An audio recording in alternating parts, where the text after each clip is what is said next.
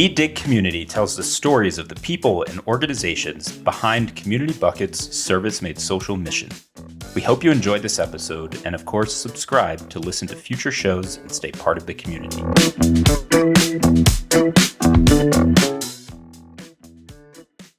All right, we are live. Welcome, everyone. We are pleased to have Brad Reubendale with us today. Brad is the executive director of Same Cafe in Denver, Colorado. And we are really excited to talk to you, Brad, about both yourself, your story, and this awesome organization that's doing a lot of really unique and interesting and delicious things to fight food insecurity here in Denver. So welcome. Thanks for joining. Thanks for having me. I'm really excited to talk to you. Yeah, we're excited to hear your story and Same Cafe and dive in. All right. Yeah. So Brad, it would, I think, be helpful to start with just from your perspective, share with our listeners just the overview on what Same Cafe does, what it's all about, and we'll dive into your role from there. Perfect. So SAME stands for So All May Eat, SAME, and it's a donation-based restaurant, essentially. So folks can come in and they can volunteer for a meal, or they can pay what they can. We don't have prices anywhere, but we do have a sort of transparent budget that says this is how much it costs us to provide the meal, and lets people decide how much they want to give. Or you can also give produce in exchange for a meal. So the way it's set up is that anyone from any socioeconomic background can come in and have a delicious, locally sourced, incredibly created meal. So the meal changes every single day based on what's in season and in stock. And then our chef and our cooks come in every morning and iron chef it based on what's in the refrigerators that day. And often we'll get a donation of produce today that will show up on the menu tomorrow. We have partnerships with farms and gardens that donate 90% of our produce. And then we have about 80 to 90% of our guests that are actively experiencing homelessness, poverty, living below the poverty line, or are food insecure. And so the idea of it is that we wanted to have a place that is a restaurant experience for everyone from every background. We were started 15 years ago by a couple that were named Brad and Libby Berkey. I have the same first name as one of the founders, which I find funny because they're a straight couple and I'm not straight. And so when I first started, people were like, "Oh, I met your wife." And I was like, "I've never had one of those. That's not going to happen." But they started it 15 years ago after working in soup kitchens and food pantries. And they loved the missions there, but they also recognized that there were a couple of issues they wanted to address. First of all is the lack of healthy options that existed 15 years ago. Now that's changing a lot, and we're grateful for that. But there's still a lot of pasta, a lot of bread, a lot of like carbs that happen in those places. So we have a healthy option. And the second is there's a perception that there's a lack of dignity in a soup kitchen or a food pantry. Whether that's true or not, we can debate. But the reality is that people will self-select out of going to a soup kitchen until they are at the end of their rope. And so they wanted to create a place where everyone could feel safe and comfortable coming into, regardless of their background, and that there'd be a way for them to participate. So they had this pay what you can idea. Found one that was similar, visited it, decided to kind of like change it a little bit, and they started this one. So we're the first one of this exact kind and the longest running nonprofit restaurant in the country. And everyone thought they were crazy that it would last maybe 6 months. And we've now been going for 15 years, and we've inspired either directly or indirectly dozens of other restaurants and pay what you can things around the country and around the city and the state. And so we're kind of a forefront leader in some of these like pay what you can concepts. That's great. Thank you so much for that background. And I'll point out, you mentioned how a large portion of the produce comes from farms and gardens. So we do a lot of volunteering with Ecar Farm, and we were out there and they were telling us some of that produce is going to you all. So it's always fun to see everything come full circle. In fact, we're taking a staff work day on Sunday to go and like work at the farm, and it'll be the produce that eventually ends up in our meals that we'll cook. So it gives our staff a chance to really connect with the earth and where our produce comes from, then all the way to plate. And so we're excited about that. That's great. So if you don't mind, Brad, maybe share a little bit about your role as executive director of this organization, how you found yourself there. I think you've been there for about 4 years. Is that right? Yeah. So how you arrived at Same and what that looks like for you day to day today. So this is where my life is so weird. I have the weirdest life of anyone I've met. and so far, and I've met a few people. But I was raised, I'll start with the part that is affecting here. I used to be a pastor. So I was a pastor for several years. I have a Master of Divinity, and I was in that world in a conservative Christian pastoral role. And when I came out as gay, I lost everything. So I lost my income, my job, my support network, and I actually experienced homelessness at 31 whenever I lost everything. And I couch surfed for about 9 months. And I actually came to Same Cafe as a guest during that period of my life because I had heard about it from one of those restaurants that was inspired by Same Cafe. There was one that was started near the church where I was.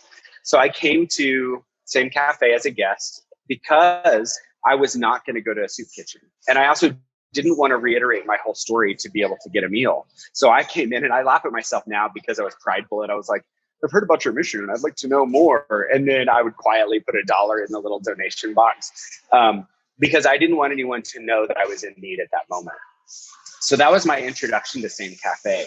And then fast forward a few years, and I got my feet back under me while I was through nonprofit work. I worked at an urban peak, it's called. It's a youth serving homeless shelter in town to work with LGBTQ youth who were also experiencing homelessness. I was a program director for a CASA program, Court Appointed Special Advocates, which is a program for kids in foster care. And then got another master's in nonprofit management, got some fundraising experience back at Urban Peak. And then I was like, I want to do the executive director role. That was kind of my goal, what I was shooting for. And I heard that the founders were leaving. So I messaged and I was like, I want that job because I think we can do some really cool things with it. And it was actually in my 4th interview of 5 that I walked into the board, and I was kind of nervous because I never told them that I was a guest back in the day. I had gotten to know the founders in my professional capacity, but they didn't know that I had experienced homelessness and that I was a guest. So in the interview with the board, I was kind of like, so also I was homeless and I came to Same Cafe as a guest. And then in retrospect, of course, I think that was part of what got me the job, was that I had been on both sides of that counter. And it does impact everything about how I lead the organization, because I know what it feels like to have experienced my version of homelessness and trauma. And I want to make sure that we're creating an avenue for everyone who walks in the door to feel that sense of peace and security, and that I have a place here and I have something to contribute here, even if it's not money. And then I also have to throw one more thing in there, which is that I recognize I'm an overeducated white guy from Missouri. So being gay notwithstanding, the whole world is built for me to succeed. And so I have a lot of privilege, and that's partially how I was able to get there. And I'm not upset that I have that privilege. I'm upset that more people don't have the experience of being a guest or a client at a nonprofit and then being able to run that, because that should be the norm. And I wish that more trans women of color, for instance, could do what I get to do. And so, yeah, it's cool. I have the best job in the world. What a wonderful, just outlook. I'm really inspired.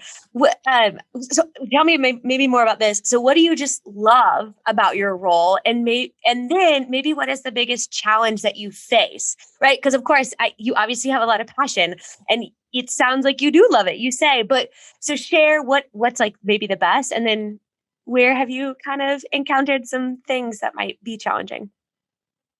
Well, as far as what I love, I will tell you, this is the most magical place on earth. That place in Anaheim has nothing on us because it's a place where everyone is invited to the table, and it genuinely is. There's something really special about this place. We're not open yet. We're about to open in the next 15 minutes or so. And it just fills up with people from every socioeconomic background. And one of my goals in life, my mission, my personal mission statement that I wrote many years ago, is to create spaces for kindness, and then to also see and speak reality as I see it. But this gives me the opportunity to create that space. And so I think I'm genuinely able to express all the pieces of who I am as a human being and as a leader in this space. That's my favorite thing. When I first started, in my first couple of months, there was a woman that is quite wealthy who would work in the kitchen when she's in town. And one of our refrigerators went out, and she bought us a brand new refrigerator for $4,000 because she's like, don't get a used one. It'll just crash. And I was like, oh my God, thank you so much. But that same week, there was a young man who we called he was our neighbor. He lived out back in the alley, and he would come in every day and wash the windows for his meal. And I watched as the front desk person went up and said, your time is up, you can leave. And he's like, no, I'm staying until they're perfect because I'm invested to make sure this space looks beautiful. And I remember thinking how cool it is that there's a millionaire and a person experiencing homelessness who both have something to give to the mission. And it's not like there's this giver and receiver mentality. We get to have a flat playing field and everyone kind of contribute out of their excess. So that's what I love, is being able to invite everybody to the table and to remind people who maybe for years have been told, you're just a recipient, you got nothing to offer, to be able to remind them, no, we need your help in the kitchen. So sure, you can pay a penny for your meal, but what if you also budget some time next time so you can jump in the kitchen and chop some vegetables? So I think that's been my favorite part, is just like everyone at the same table. The challenges are primarily around how do we replicate the magic of what's happening here. That's what I'm facing right now, because we are in the process, because of how we're situated in the world, we get approached a lot by groups around the country saying, we'd love to start something like that in our community. And some saying we want it to be a same cafe. So far, we haven't had the ability to say yes to those until this year. We're opening one in Ohio. Wow. Based on this model exactly. And then now I'm trying to figure out, okay, how do we make sure that we can support grassroots efforts around the country to create a same cafe? So how do we have the magic? Hey-o! So that's kind of the big challenge that I'm facing, and making sure that we're not stealing anything from the magic that happens here, but able to replicate that into other communities. Yeah. Great. So, Brad, you mentioned this idea of bringing dignity to those that you serve. And that really is, I think, something part of that magic that Same Cafe creates, and something that, frankly, doesn't always happen in the nonprofit sector. Hopefully it's starting to happen more. I'd love if you can elaborate, because I'm sure you think about that probably on a daily basis. So just elaborate on that philosophy, and even if there's other good examples that you've seen of how other organizations have been able to really bring that sense of dignity while also serving and helping address problems that people are facing. Absolutely. And one of the things I just want to quickly clarify is we don't believe we bring dignity. We recognize dignity that every person already has, which is a key distinction, right? Because if I think I'm giving you dignity, then I have something to offer, and that's not the way it is. What we do is we try to recognize the dignity of every person who walks in the space. And so there's a lot of ways that expresses itself in this particular space. In fact, I'm going to turn my computer just a little, because this is our serving line. We have this beautiful mural that you can kind of see, and it shows where all of our produce comes from. So immediately it's a picture of Colorado with little hearts where our produce comes from. So immediately you realize, oh, those are people who are donating produce to this meal that I'm about to have. You can't see them right now, but underneath this sign, there's chalkboards, because our menu changes every day. And there's 2 soups, 2 salads, and 2 pizzas every day. And the flavors change every day. And the reason we have 2 of each is because we want to provide choices for how you eat. Most of us that have means can go and order what we want that day. Whereas if you're at a place where you're just given a plate of food that says, this is what you're going to eat today, that removes my dignity, because I'm having to just say, yes, thank you so much, even if I hate spaghetti. And so we want to give people the option to even just say, I don't like curry, so I don't want to eat that today, rather than saying like, oh, I'm so grateful for your charity, blah, blah, blah. The other one is having and that's a participation board. I can send you a link to what that looks like, but it basically says the ways you get a meal here is by participation, by volunteering, by donating what you can financially, or giving produce. And those are the 3 ways. That's our price. And that's important because, like, let's say if I'm experiencing a challenge and you have money and I come to you and say, I'm poor, will you give me this? The only person who feels good in that exchange is you, not me. Because I have to lower myself and say, thank you so much, and then feel grateful and express my gratitude to you. We want to do away with that and say everyone that walks in this space has something to contribute to this mission. It might be time, money, or produce, but we need all of those to run. And so one of the things that's really cool here is that each human that's in this space eating is a donor to the mission. Even if they're experiencing homelessness and have their backpack and have everything they own, they're a donor in this space. And so it's not just people who are stable and have money that want to give back to their community. Everyone has the desire to give back. And so we hear that a lot of, like, one of the things I love about SAME is that this is a place where I get to contribute too. And I'm not just told that I'm a recipient. So those are a few of the ways that we build that in. And yeah, I could talk on and on and on about this. So I'll pause because I know we have a limited amount of time. I'm curious too, if you are obviously very connected within the Denver nonprofit sector and perhaps even through some of these similar models in other parts of the country. Yeah. Is that something you describe it so well, you articulate it so well, and you share that inspiration? So I'm curious if you've helped other organizations build that just recognition of every individual's dignity who they're serving. I talk about it to anyone who will listen, because the sort of traditional nonprofit model is that you go and ask rich people for their money, and then you like give a sob story about the poors who need their help, and then you take that money, you give it away for free over here. But the messaging is different, right? Like I'm saying, oh, come and save these poor people, and then over here I'm saying like, oh, you need what I have to offer. One of the things I love about SAME is that we flatten that. And we have the same message across the board. Everyone has something to contribute at this table. So come provide what it is that you have, and let's make this mission all run together. I've got no money and very little skill. All I have is passion. That's literally all I bring to the table. So I can kind of coalesce that. We have some folks who have money. We have some folks who have farms that want to donate, and we have some folks who have time that want to donate.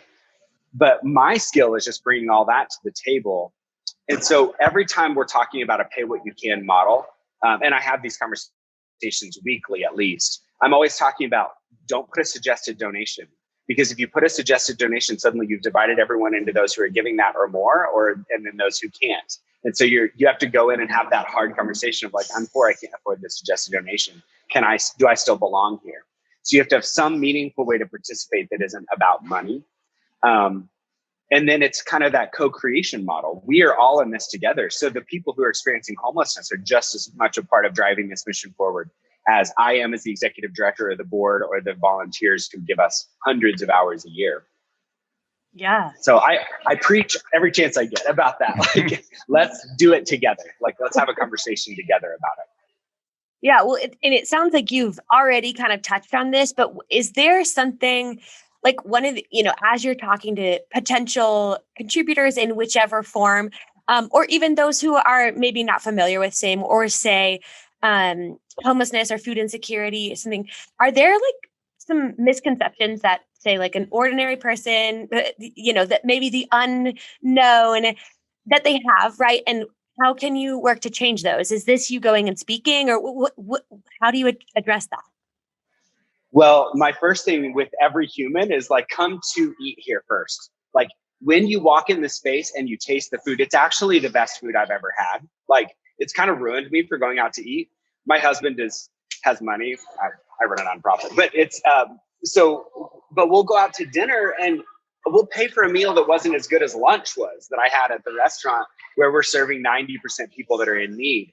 And so part of it is like, just come in and experience it. So it's not a soup kitchen. Most people have the conception that it's like a soup kitchen plus, like just a little bit up. But no, we're a full-blown restaurant and it is delicious. The experience is positive. So part of it is just experiencing it and helping people realize we're not a soup kitchen. The other part of it is the concept of like people who are saying like, pull yourself up by your bootstraps. But the plus side is that we're actually a hand up, not a hand out. We actually don't do free meals here. We do meals in exchange for things other than money, but it's not free. You're still needing to do it. And someone might come in and like, say I want to volunteer and then leave before they volunteer or whatever. But when they come back the next day, we just say, hey, we noticed you got busy and had to leave. That happens a lot. We run on donations of time, money, and produce. And so we get to have a conversation with someone about like, this isn't a place to just come and like get a free meal. This is a place where you get to get involved and be a part of something bigger than yourself. And so the whole goal is for us to create community and to create positive community members who are giving back to their community through the space. The mechanism is the food. The restaurant is the mechanism, but the goal is to create community. And one of the things that I really have enjoyed about this job is that everyone from many backgrounds can find value in what we're doing. So we have a lot of churches and Christian groups that love us because we're feeding the poor, like Jesus said. We have a big group of supporters from the Jewish community because we're doing the mitzvot, the commands. We have atheist groups that come in and volunteer because they're like, we love that you're not being religious. You're just food, you're creatively addressing this. We've got like capitalist Republicans that are on the board that are like, I love that we're using capitalism for good, and that it's a handout, not a handout. And I actually was talking to a couple out on the patio that identified as anarchists, and they said, I love that you're disrupting the capitalist system. And I was like, we're kind of doing all those things. And so everyone can sort of find their values in what we're doing without us changing our model at all. And I don't know very many places where that people from such disparate backgrounds can come together over one thing, which is delicious, healthy food. I think that's indicative of having come up with a really perfect model in the nonprofit space, when you can give everybody something to see their own values reflected in. So I'm so glad I get to steward that perfect model, because it wasn't my idea. I'm just glad that I get to be well, you're keeping it going. Yeah. So, and I can attest to how delicious the recipes were, because, as you know, Brad, we did the virtual cooking class back in February and had some delicious food. So anybody in Denver who's listening, myself included, we should all go in and grab a meal at Same Cafe. But anything else for people who are either in other cities who are now hungry and jealous that they can't walk over to Same Cafe, or even here in Denver, just besides coming in and experiencing it once we go through that first step. Just some quick ways if you want to share for how people can get involved and support this awesome mission. Well, I said it already, time, money, produce. The mission needs all three to run. So we have 5 levels of volunteerism. You can walk in and exchange a meal for a quick volunteer task. But you can also sign up for a pre-scheduled 1 to 3 hour shift. You can also adopt a shift every month, or every week, so that way we can train you in some of the deeper skills that are related here. So volunteering, for sure, we need lots and lots of volunteers. We had something like 1,200 hours of volunteer service last year. Something crazy. Yeah. So we need lots of volunteers. We also need donations, right? Because one of the things, this is not a sustainable business model, because we want mostly people who are in need here. And to keep that restaurant level experience, we need to raise money behind the scenes to be able to make that happen. And so be one of those donors that can help keep the mission moving.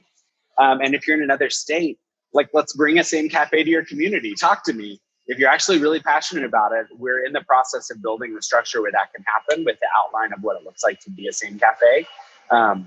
And so I'd love to talk about that. And then, of course, if you have access to produce, send it this way. If you grow tomatoes in your backyard and you have too many, bring them over. We can turn them into something delicious to eat. Man, I feel like there's so many opportunities. That's exciting. Wait, can you tell us? We're kind of ending here. We want to try and keep people not on their iPods or their iPhones or anything, but in the store. But can you tell us what's this? It's July. What's coming up next? I know you've talked about expanding. You've talked about what would that replication look like, but maybe anything exciting you want to share that's coming up in the next month or year?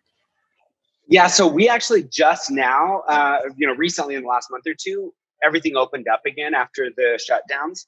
And so now we're trying to get events going. We have one event that will have already happened when this airs, but then we're also going to try to do seasonal meals, which we used to do, where we get to have a big dinner here in the space and share the flavors of the season. We'll probably also do an event later on that's kind of a ribbon cutting for the new space that's going to open in Ohio. And so just keep an eye out. We also have a food truck that goes out, which we're starting to finally get that out into the community. So there's a farmer's market, a pay what you can farmer's market on Thursday nights at the Taxi Development here in Denver. And that's really cool, because we worked with them to build in a meaningful pay what you can option. And then we bring our food truck, our pay what you can food truck there. And so just keep an eye out on the food truck page. There's not anything else besides that I can announce yet, and the events that we're going to be trying to build for the rest of the year. But the only one I can announce will have already happened by the time this is done. But just keep an eye on our website, follow us on social media at Same Cafe on everything, and it's you'll be able to find out when it happens. Cool. We'll share those links also in the show notes, Brad, so everybody who's listening can find that and contact you if needed.